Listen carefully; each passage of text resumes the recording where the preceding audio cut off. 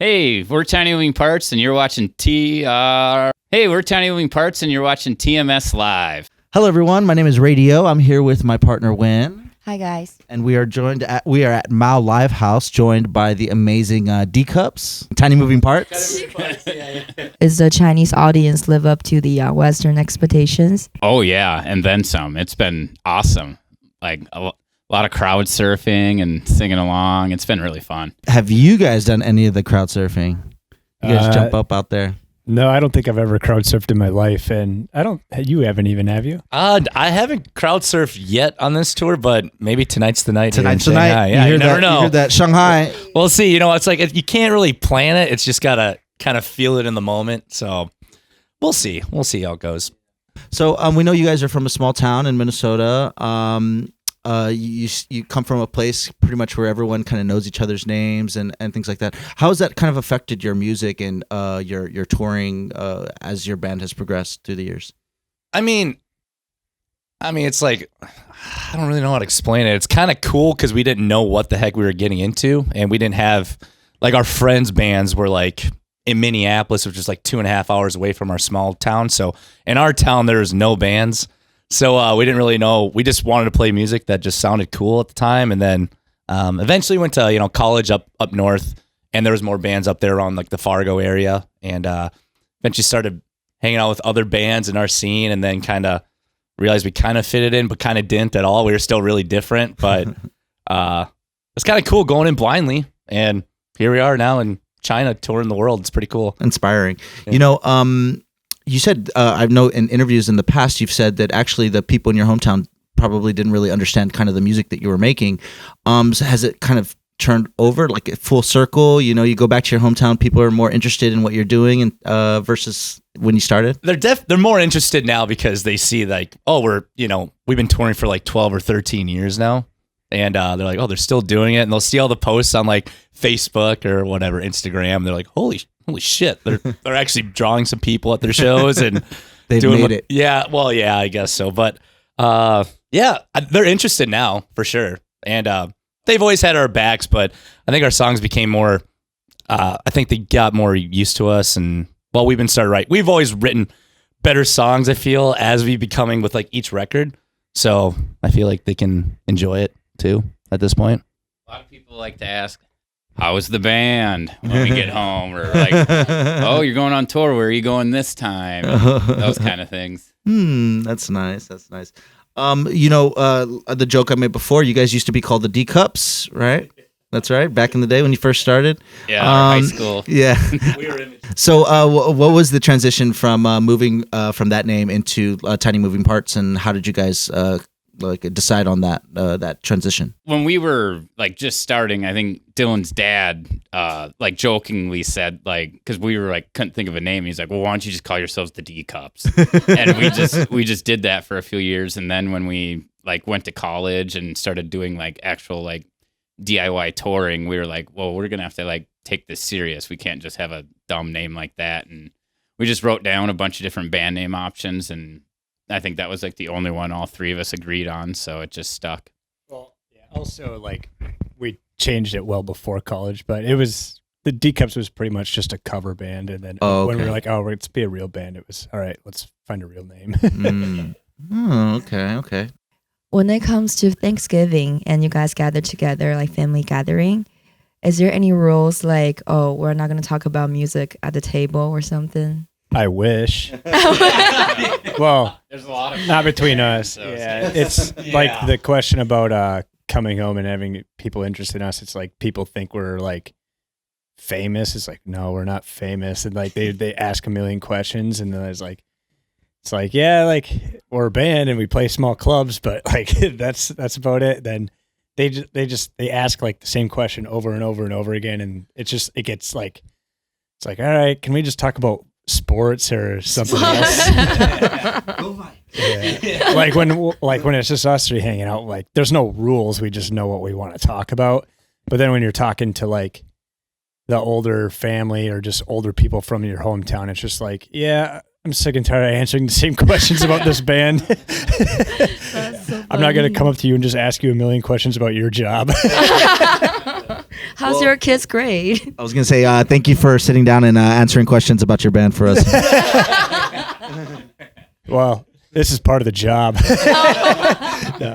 Yeah, I was about to ask because I remember like you guys, the first show you had like only like 20 or 50 people came and you actually like sneaked out to play that show. So I was about to ask like how's the family, support? Does the family support of you guys now about the music career and how supportive are they? But you kind of like gave out the information they're very already. supportive now. They were just small town like adults that never really left their hometown, and they just thought like we were gonna like just not figure out how to be in the real world at some point. I think, I don't know, but no, they're all really supportive now. Our It took them a while to figure it out.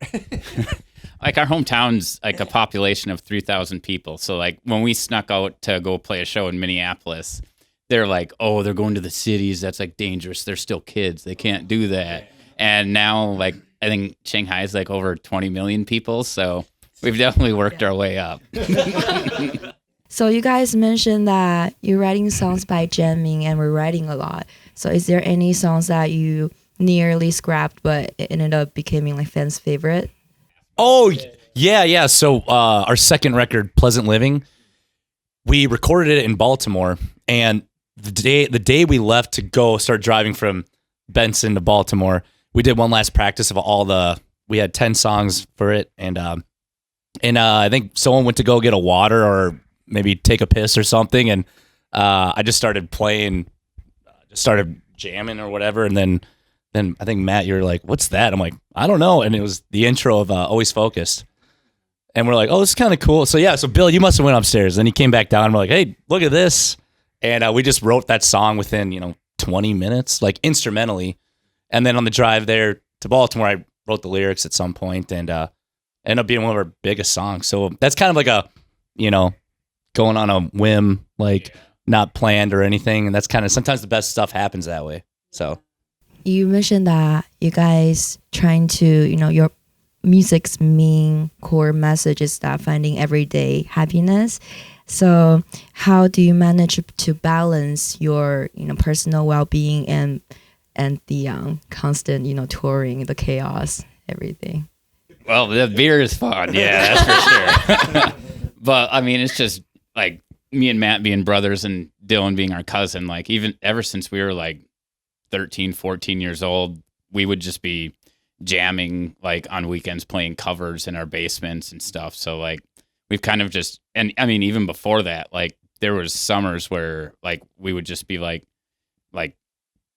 fooling around as kids, and Dylan would spend like half the summer at our house. So we've kind of always been together. So it just kind of naturally works that way. Like being stuck in a van for like a 10-hour drive one day, it's like, well, if we weren't in the van, we'd probably be hanging out anyway. So it doesn't feel like, oh, I can't wait to get out of here or anything. It's like, oh, we're going to get out of here. We're going to go hang out somewhere else anyway. So, you guys, you classified your music kind of as like the punk, emo rock kind of style. Do you feel like you've kind of,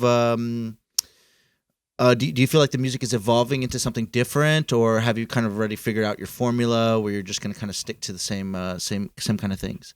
You've been playing now 12, 13 years together. How do you feel about that? I feel like we just don't really think about it, and then just whatever we write is what we write, and that's just like, it's never like, oh, we should try to be more punk on the next record or anything. It's just like whatever like we write, that's what is the genre for that record. Yeah, and I mean, we've done like, the Deep in the Blue is our 7th album as a band, which that's like 70 some songs. So I mean, we want to like not write the same exact record 7 times. We want to try different things, but also have like our TMP sound. So it's a lot of experimenting. I mean, it's not like, oh, we write 10 songs, all 10 songs are going on the record. It's like, no, there's so many stuff we scrap.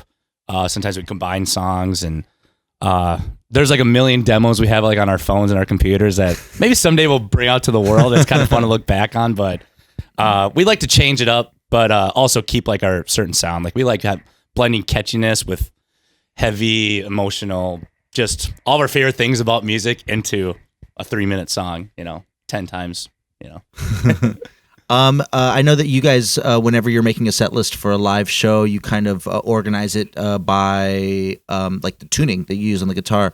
So like songs like Caution, you might have to save for like a special your emo West, a Midwest emo tuning. What's kind of the stranger tunings that you guys use whenever you're making music? So talking about like this is our 7th record, want to try different things. I started doing this open F tuning. Open F. It's like FAC FCF. Write that down.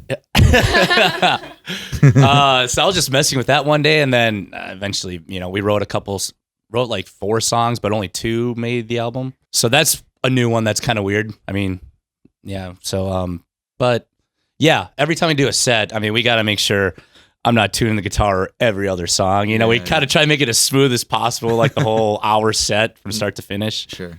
But yeah, it's kind of that makes sense. And for drums, I just tighten it and hit it until it sounds good. Okay, so I kind of want to talk a little bit about food. You guys have mentioned in the past that having like barbecue together is a good way to like bring everyone together and have a good meal. What is sort of like the post show meal? Over here, hot pot. The hot pot. Yeah, like we haven't had it after a show yet, but we love it, and we've been having it before shows, and it's kind of hard to play a show after. We also like the spicy hot pot, so it kind of wrecks us. But it's nice when you finish a show, you work up an appetite, and then you go out and you just eat super hot, spicy hot pot. I mean, this morning we had Papa John's. Oh, I didn't know that was. We didn't know that was in China. That's fancy in China. That's fancy dining. Oh, it was great. It was awesome. I kind of want to talk a little bit about food from your hometown. You guys are familiar with the dish, hot dish. Oh yeah. Okay, so my question is, what is your like kind of family recipe for tiny moving parts for a hot dish? Do you do like the minced beef and tater tots, turkey and wild rice, like sweet potatoes and chicken? What's the hot dish recipe for you guys? Billy and I's parents used to make us hot dish when we grow up as kids, but our mom hasn't cooked that in a very long time. It used to be just like tater tot hot dish with corn in it. Weirdly, like it's a popular Minnesota dish, but it's never even on a menu or anything when you go to a bar there, but I think more bars should put it on, but I don't know. We were never like big hot dish kids or people. Oh, yeah, never. Yeah. My parents would make it and I was like, all right, this is like the lazy meal, but okay. The lazy casserole. But I would like to, living in the Twin Cities now, I should try to find like a restaurant that does like an awesome hot dish and go see if like it holds up. Cause I haven't had hot dish in forever. When's the last time you had a hot dish? Oh, probably like 15 years or so. It's been so long. I don't know. Well, I'm putting it on your mind so you guys can go and try to make your own recipes, right? Yeah, absolutely. Yeah. Yeah, because I know that every year they have like a hot dish competition in Minnesota, right? So like people are competing to make the best hot dish. And I think last year the person who won, they did like a turkey wild rice sweet potato hot dish. Oh. Yeah. It seems too fancy. Meat, some noodles, some like cream of mushroom or something. Soup, yeah. Couple veggies maybe if you want to be fancy. But yeah, it's kind of just a plate with the sides and the main thing all combined into like a sloppy pile of food. Sounds good. I've never had it. I have the casseroles, but it's basically a casserole. There's a debate, right? Because casserole and hot dish are not the same, right? Actually, I don't know the difference, but I know they're supposed to be. You guys are supposed to know. We don't eat either of those very much. We grew up on hot dish, but not casserole, so I couldn't tell you the difference. Okay. We just really like cheeseburgers. Yeah. Hey, cheeseburgers. Cheeseburgers, good. yeah. Cheeseburgers and hot pot. We heard it here. So you guys started playing since you were 12 and 14. So if you guys can give yourself, like younger self back then, some advices or something you want to say before your first show, what that would be? I don't know if we kind of had the same mentality as we did when we were like 12 and 14. I mean, we know this is what we wanted to do, and we just kind of, even if it failed, we'd still try it anyways, and just go with the outcome. And no regrets or anything. I mean, it's just been a great journey so far. I mean, yeah, I was like I was 12, 21 years ago, And I feel like if I knew at 33 that we'll be in Shanghai playing an awesome show tonight, I wouldn't believe it. But yeah, I don't know. It's pretty awesome. Yeah. What advice would you give yourself? I'd probably just remind myself that just because eating fast food and drinking every night doesn't make you feel like crap, it will catch up to you. Like, eventually it does. I had thoughts like that, but you put the words better. So yeah, I did that. I didn't know how to word it like that.